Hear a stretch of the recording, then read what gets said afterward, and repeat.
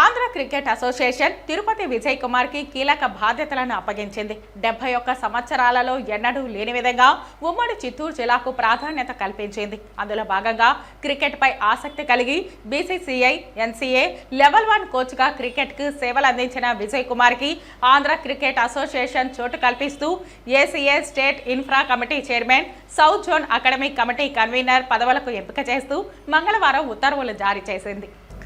71 సంవత్సరాలలో ఎన్నడూ లేని విధంగా ఉమ్మడి చిత్తూరు జిల్లాకు ప్రాధాన్యత కల్పించింది. అందులో భాగంగా క్రికెట్ పై ఆసక్తి కలిగి బీసీసీఐ, ఎన్సీఏ లెవెల్ 1 కోచ్గా క్రికెట్ కి సేవలు అందించిన విజయ్ కుమార్ కి ఆంధ్ర క్రికెట్ అసోసియేషన్ లో చోటు కల్పిస్తూ ACA state infra committee chairman, south zone academics committee convener పదవులకు ఎంపిక చేస్తూ మంగళవారం ఉత్తర్వులు జారీ చేసింది.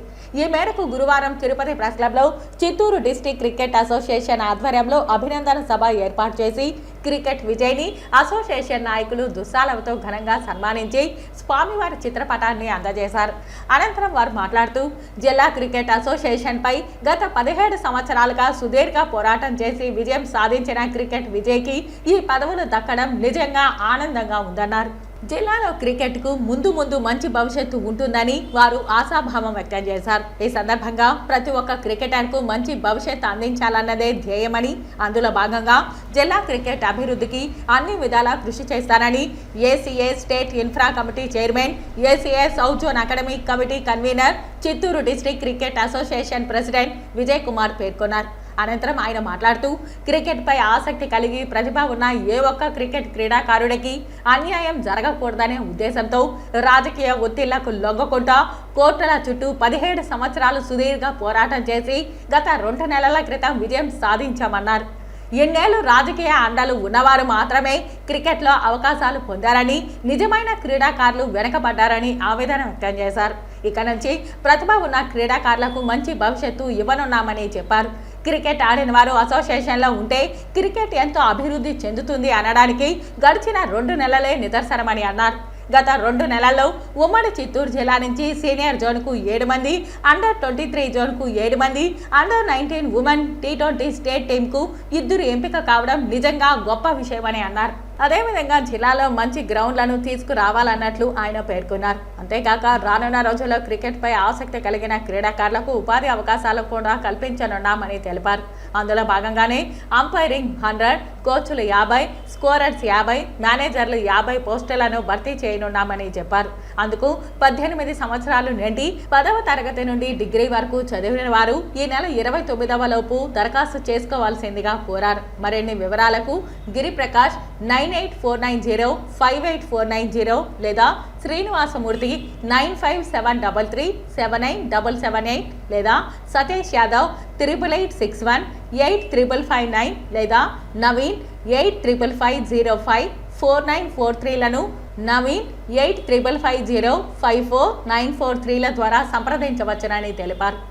ఈ అవకాశాన్ని సద్వినియోగం చేసుకోవాలని క్రికెట్ విజయ్ కోరారు. ఈ సందర్భంగా తనకు ఆంధ్ర క్రికెట్ అసోసియేషన్లో అవకాశం కల్పించిన ఏసీ అధ్యక్షులు కేశినేని శివన, కార్యదర్శి సానా సతీష్ బాబు, ఉపాధ్యక్షులు ప్రసాద్, సంయుక్త కార్యదర్శి విష్ణుకుమార్ రాజు, కోశాధికారి దండపాని శ్రీనివాస్, కౌన్సిలర్ విఘ్ను తేజాలకు కృతజ్ఞతలు తెలిపారు. ఈ కార్యక్రమంలో చిత్తూరు డిస్ట్రిక్ట్ క్రికెట్ అసోసియేషన్ కార్యదర్శి రవి, ఆర్గనైజింగ్ సెక్రటరీ గాలి వేణుగోపాల్ నాయుడు, ఉపాధ్యక్షులు శ్రీనివాసమూర్తి, సంయుక్త కార్యదర్శి సతీష్ యాదవ్, ఈసీ మెంబర్లు ప్రకాష్ నాయుడు, శివప్రసాద్, టీవీ రమణ, హరికృష్ణ తదితరులు పాల్గొన్నారు.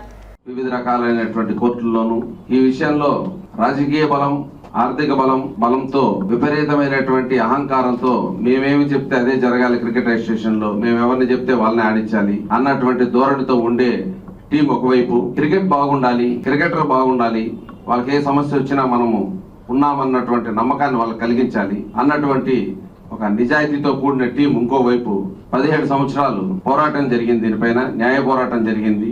గుంటూరు కోర్టులో కానీ, ఉమ్మడి ఆంధ్రప్రదేశ్ ఉన్నప్పుడు హైదరాబాద్ కోర్టులో, ఆ తర్వాత ఆంధ్రప్రదేశ్ కోర్టు సపరేట్ అయిన తర్వాత అమరావతిలో కానీ ఇదే విషయం మీద 17 సంవత్సరాలు సుదీర్ఘమైనటువంటి పోరాటం చేసి ఇవాళ ఆ మధ్యకాలంలో దానిపైన ఎన్నో ప్రలోభాలకు గురి చేశారు, ఎన్నో ఇబ్బందులకు గురి చేశారు.